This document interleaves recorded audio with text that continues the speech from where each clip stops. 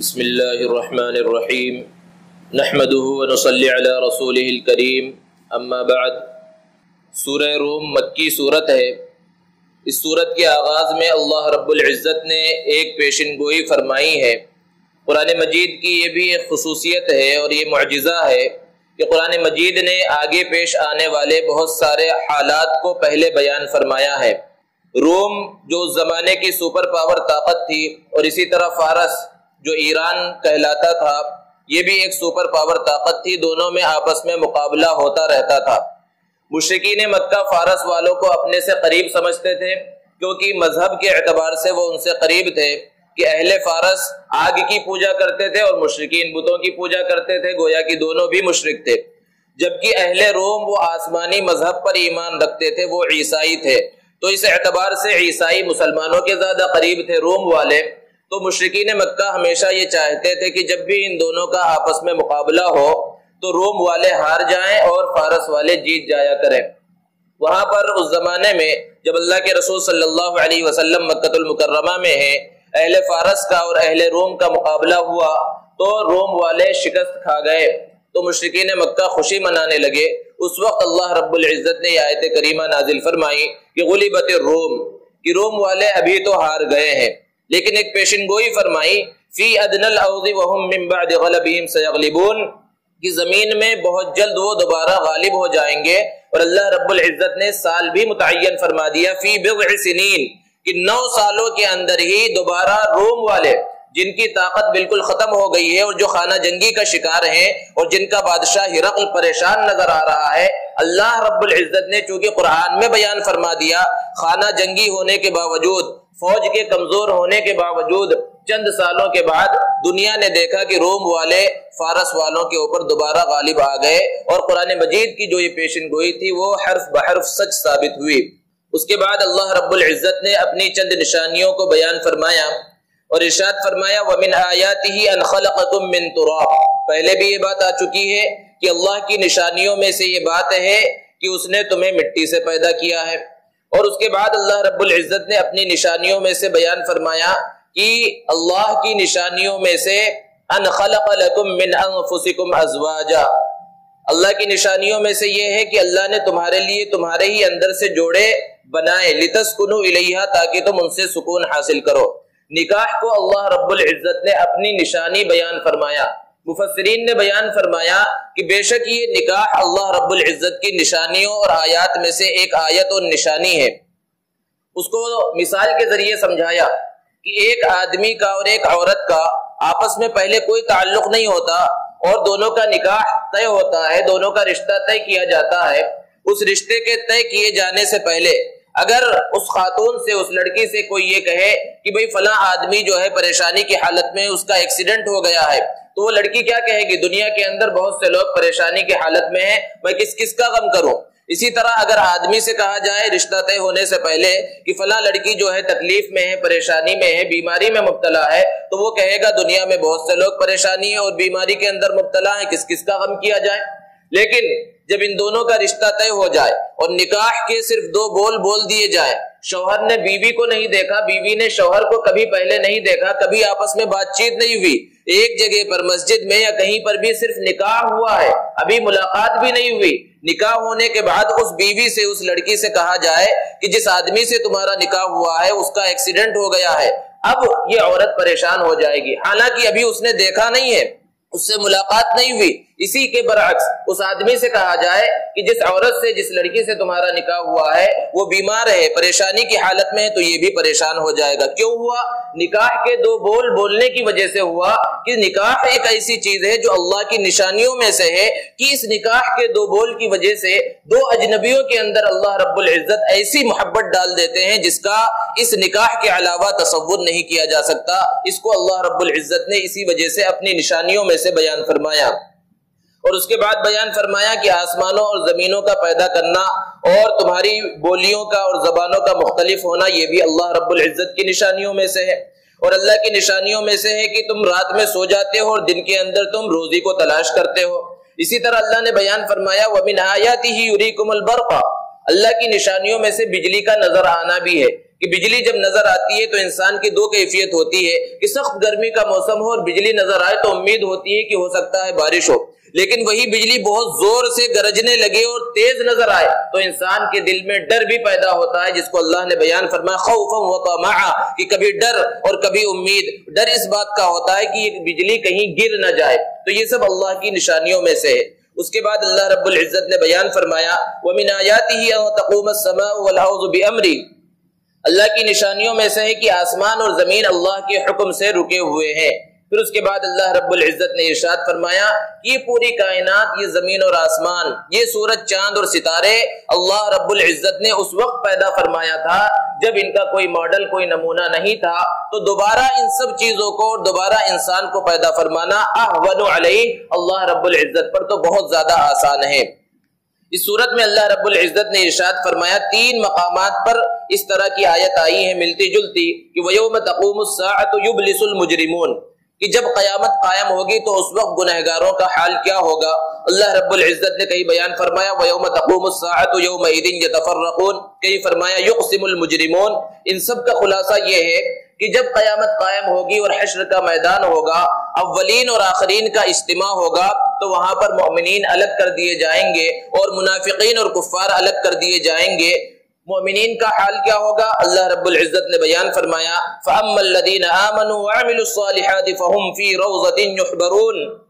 کہ بہرحال جو لوگ ایمان لائے اور جنہوں نے اچھے اعمال کیے تو وہ خوشنما باغات کے اندر خوشی منا رہے ہوں گے۔ وَأَمَّا الَّذِينَ كَفَرُوا وَكَذَّبُوا بِآيَاتِنَا وَلِقَاءِ الْآخِرَةِ فَأُولَئِكَ فِي الْعَذَابِ مُحْضَرُونَ، اور بہرحال جنہوں نے کفر کیا اور ہماری آیتوں کو جھٹلایا اور آخرت کے دن کی ملاقات کو جھٹلایا تو وہ عذاب کے اندر مبتلا ہوں گے۔ پھر اس کے بعد اللہ رب العزت نے لوگوں کو حکم دیا کہ یہ جو زمین میں نے بنائی ہے اس زمین کے اندر چلو پھرو اور پھر دیکھو کہ جھٹلانے والوں کا انجام کیا ہوا، تاکہ تم اس سے نصیحت حاصل کرو۔ پھر اس کے بعد سورہ لقمان ہے۔ اس سورت کے آغاز میں اللہ رب العزت نے قرآن مجید کی حقانیت کو بیان فرمایا۔ پھر اس کے بعد ایک کافر شخص نضر ابن حارث کا تذکرہ فرمایا ہے اللہ رب العزت نے کہ یہ کفار مکہ میں سے تھا، یہ تجارت کی غرض سے فارس گیا اور وہاں سے کچھ قصے کہانیوں کی کتاب، پرانے زمانے کے قیصر و کسریٰ کے اور دوسرے بادشاہوں کے قصے کہانیوں کی کتاب بہت ساری خرید کر لایا، اور مکہ المکرمہ میں آنے کے بعد لوگوں کو اس نے وہ کتابیں بانٹنا شروع کر دی کہ تم ان کتابوں کو پڑھو، اس کے اندر مزیدار کہانیاں ہیں، قصے ہیں۔ قرآن مجید کو تم مت سنو، مت پڑھو، کیونکہ قرآن مجید کو سنو گے، پڑھو گے تو قرآن مجید ایسی کتاب نہیں ہے کہ اس کو صرف سن لیا جائے، پڑھ لیا جائے، بلکہ اس کے اوپر عمل بھی کرنا پڑے گا، اور یہ مزیدار قصے کہانیاں ہیں، یہ صرف مزے کے واسطے ہیں، اس کے اوپر کوئی عمل کرنا نہیں ہے۔ اللہ رب العزت نے اس شخص کی یہاں پر مذمت بیان فرمائی۔ اور پھر جیسا کہ اس سورت کا نام ہے لقمان، اللہ رب العزت نے آگے چل کر حضرت لقمان کا تذکرہ فرمایا۔ حضرت لقمان یہ اگرچہ نبی نہیں تھے لیکن بہت ہی عقل مند، بہت ہی ہوشیار اور بہت ہی نیک شخص تھے۔ انہوں نے اپنے بیٹے کو بہت ساری نصیحتیں فرمائی ہیں جو مختلف کتابوں کے اندر موجود ہیں۔ ان نصیحتوں میں سے اللہ رب العزت نے چند نصیحتوں کا یہاں پر تذکرہ فرمایا۔ اللہ رب العزت نے ارشاد فرمایا وَإِذْ قَالَ لُقْمَانُ لِابْنِهِ وَهُوَ يَعِظُهُ يَا بُنَيَّ لَا تُشْرِكْ بِاللَّهِ، کہ حضرت لقمان علیہ السلام نے اپنے بیٹے کو نصیحت کرتے ہوئے کہا یا بنیہ، بہت ہی پیارے انداز میں اپنے بیٹے کو مخاطب کیا کہ اے میرے پیارے بیٹے، لا تشرک باللہ، پہلی نصیحت فرمائی کہ اللہ کے ساتھ کسی کو شریک مت ٹھہراؤ، ان الشرک لظلم عظیم، بے شک شرک بہت بڑا گناہ ہے۔ اس کے بعد درمیان میں اللہ رب العزت نے والدین کے ساتھ حسن سلوک کو بیان فرمایا، خصوصاً والدہ کا تذکرہ اور ان کی اہمیت کو بیان فرمایا کہ انسان کی جو والدہ ہے وہ کتنی تکلیفیں برداشت کرتی ہے کہ 9 مہینے تک اپنے پیٹ میں اس بچے کو رکھتی ہے، اور پھر جب ولادت ہو جاتی ہے تو 2 سال تک وہ دودھ پلایا کرتی ہے، اور یہ سب اس وجہ سے ہوا، یہ نعمت والدہ کی اللہ رب العزت نے اس وجہ سے عطا فرمائی انشکر لی ولی والدیک، تاکہ تم میرا اور اپنے والدین کا شکر ادا کرو۔ پھر اس کے بعد اللہ رب العزت نے بیان فرمایا کہ والدین کا یہ مقام اور مرتبہ ہے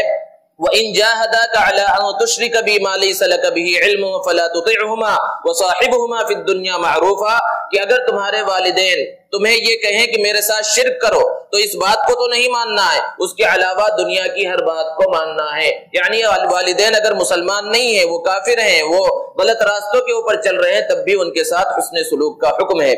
اس کے بعد دوسری نصیحت حضرت لقمان نے اپنے بیٹے کو کی، یا بنی انہا ان تک مثقال حبۃ من خردل فتکن فی صخرۃ او فی السماوات او فی الارض یأتی بها اللہ،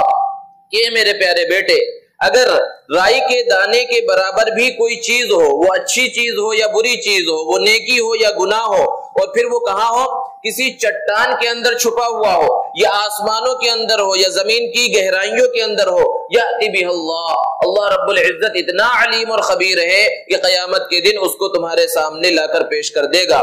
اور آگے بیان فرمایا، یا بنی اقم الصلاۃ وامر بالمعروف وانہی عن المنکر، کہ میرے بیٹے نماز کو قائم کرو، بھلی باتوں کا حکم کرو، بری باتوں سے روکو، واصبر علی ما اصابک، اور تمہیں کوئی تکلیف پہنچے تو اس کے اوپر صبر کرو، ان ذلک من عزم الامور، یہ بڑے مشکل کام ہیں اور کرنے کے کام ہیں۔ اور ایک نصیحت فرمائی، ولا تصعر خدک للناس، لوگوں کے سامنے منہ پھلا کر مت ملو، غصے کے ساتھ کہ جس سے مل رہے ہیں ترش روئی کے ساتھ، چہرے پر ماتھے پر شکن ہے، اس انداز میں لوگوں سے مت ملو، ولا تمشی فی الارض مرحا، اور زمین میں اکڑ کر مت چلو، ان اللہ لا يحب كل مختال فخور، بے شک اللہ رب العزت تکبر کرنے والوں کو اور اکڑنے والوں کو پسند نہیں فرماتے۔ اس کے بعد فرمایا، وقصد فی مشیک، اپنے چلنے میں درمیانی راستے کو اختیار کرو، یعنی بہت زیادہ دوڑ کر نہ چلو اور بالکل آہستہ بھی مت چلو۔ آخری نصیحت فرمائی، وغضض من صوتک، اپنی آواز کو پست رکھو، بہت زیادہ چلا کر مت بولو، کیوں، ان انکر الاصوات لصوت الحمیر، کیونکہ آوازوں میں سب سے بری آواز گدھے کی آواز ہوتی ہے۔ اس صورت کے بالکل اختتام پر اللہ رب العزت نے ارشاد فرمایا کہ 5 چیزیں ایسی ہیں جس کا علم صرف اور صرف اللہ رب العزت کے پاس ہے۔ ان اللہ عنده علم الساعہ، پہلی چیز کہ قیامت کب آئے گی، اس کا وقوع کب ہوگا، اللہ رب العزت کے علاوہ کوئی نہیں جانتا۔ وینزل الغیث، بارش کب ہوگی، کتنی ہوگی، کہاں ہوگی، یہ بات بھی صرف اللہ رب العزت جانتے ہیں۔ ویعلم ما فی الارحام، ماں کے پیٹ میں جو بچہ ہے وہ بچہ نیک ہوگا، برا ہوگا، کس صفات کا حامل ہوگا، کب تک باقی رہے گا، کب تک زندہ رہے گا، یہ بات صرف اور صرف اللہ رب العزت جانتے ہیں۔ وما تدری نفس ماذا تکسب غدا، اور ایک آدمی آنے والے دن میں کیا کرنے والا ہے، یہ بات بھی صرف اللہ ہی جانتے ہیں۔ انسان تو بہت سے پلان اور منصوبے بناتا ہے، لیکن ضروری نہیں ہے کہ اس کے سارے منصوبے پورے ہوں۔ وما تدری نفس بأي ارض تموت، اور ایک انسان کی موت کس جگہ پر آئے گی، کہاں وہ مرے گا، یہ بات بھی صرف اور صرف اللہ رب العزت جانتے ہیں۔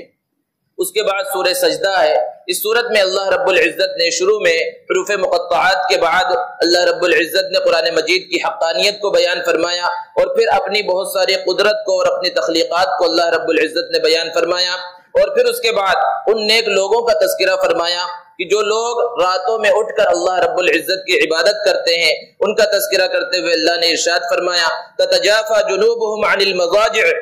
کہ ان کے پہلو بستروں سے جدا رہتے ہیں، یدعون ربهم خوفا وطمعا، وہ اپنے پروردگار کو پکارتے ہیں ڈر کے ساتھ، امید کے ساتھ، ومما رزقناهم ينفقون، اور جو کچھ ہم نے انہیں دیا ہے وہ اس میں سے خرچ کرتے ہیں۔ ان سب باتوں کو بیان کرنے کا مقصد کیا ہے کہ جو لوگ ان صفات کو اپنائیں گے ان کا انجام کیا ہوگا۔ اما الذین آمنوا وعملوا الصالحات فلہم جنات المأوى، کہ جو لوگ ایمان لائے اور اچھے اعمال کیے تو ان کے لیے بہترین ٹھکانہ ہے۔ نزلا بما كانوا يعملون،